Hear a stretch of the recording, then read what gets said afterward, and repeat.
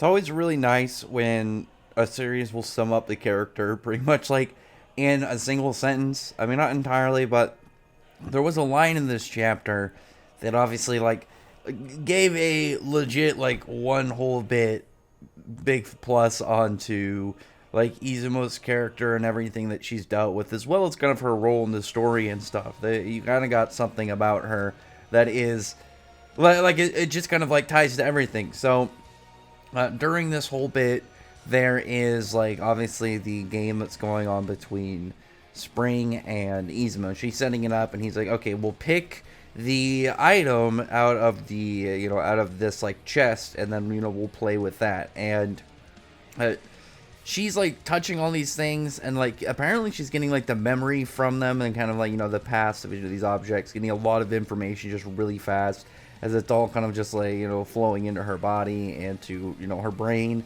And there's a lot of there's general kind of like talking about the match, kind of like what's going on. Okay, well, if she wins, then she's going to get she's going to get all of the coins and the people that have turned into trees, get them all fixed, and get the core of the Uma. So it's kind of just like a all-in kind of moment. On both sides, this is an all-in. And we also got a bit about God and the Umas when Clothy is explaining how God essentially is manipulating Spring even more so to kind of like make him out of control, make him crazy, so he would end up being in the state that he's in right now. Which we don't know a ton obviously about God in the series, but God has like this whole malefic, extra diabolical kind of thing going on with him. And with the Umas, we've seen that there are, like, from the Umas, like, the conversation between Uma Spoil and Uma Burn, like, there's a level of sentience with them, and there's some issues that they've got going on, not only at home, but also, with their origins as well, and obviously the stuff with God and everything that those kind of tie around to. So, seeing him, like, clearly interfere with this whole situation where it looked like Izumo was starting to get through emotionally and mentally to Uma Spring, that God just kind of like came up and said, nope, I'm going to change the rules, and then kind of like put in this situation that they're in now with, obviously him being in like a fourth stage and everything. It's just a lot more of just a general issue with their just kind of like setup, everything that's going on with their whole trying to get the core and stop all the people from getting turned into trees. But as Andy was talking about in this chapter, and I was like mentioning that like he gave a really good explanation as to her kind of like status as a character, saying that like the part of the way that she fights as she learns about her opponent, and we know that from her abilities she is able to cause more unluck, like more devastating unluck, with the more that she cares about the individual. So her going into that, it's like, well, okay, well, what exactly is like this going to entail to? And she's explaining, or sorry, Andy's explaining that it's like the world's cruelest ability put in the kindest person, because she's like pretty much just trying to kind of get to know him on a much more compassionate basis, and then lead them to the point of like, okay, well, now they don't have the kind of power to really resist, because it's just going to keep increasing hers as well.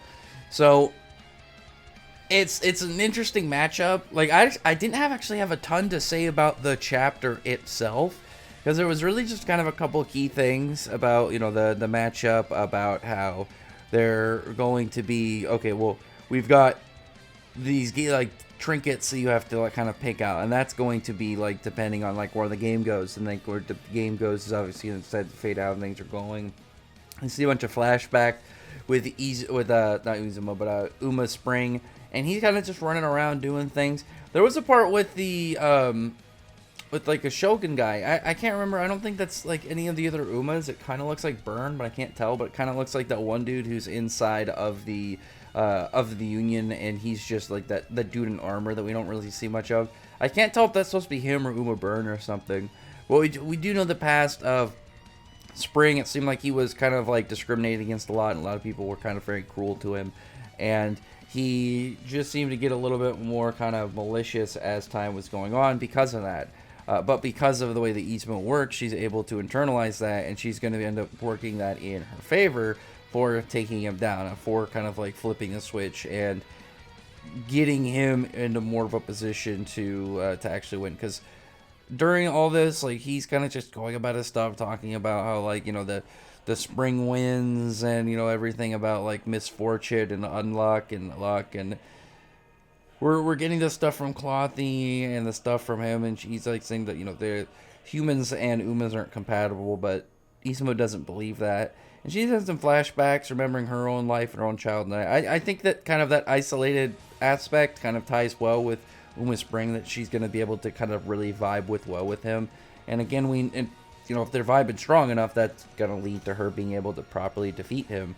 So we'll see exactly where this is all going to lead to. Like, this is it's weird because there was a good amount of dialogue, but not a lot of that was really new stuff, if you know what's going on. It was more kind of like a refresher, but also kind of like laying out obviously stuff like this, where we're going to be finding out more about Uma Spring and seeing how Izumo is going about it. And I think that's one of the reasons why it's so important that we're not getting a ton of just general new lore information as things are going, besides, you know, God interfering. You know, we know that he's going to be doing that. But it's I think the whole act of kind of reminding people about kind of some of the core aspects of the series is important, because obviously if this is an Izumo moment, it's going to be important to kind of like give her all the focus and know what's going on. Anyway, other than that, comment below, thumbs up the video from the like button, subscribe, and check out my other videos. But than that, appreciate everyone who's ever subscribed, and thank you all for listening. Bye.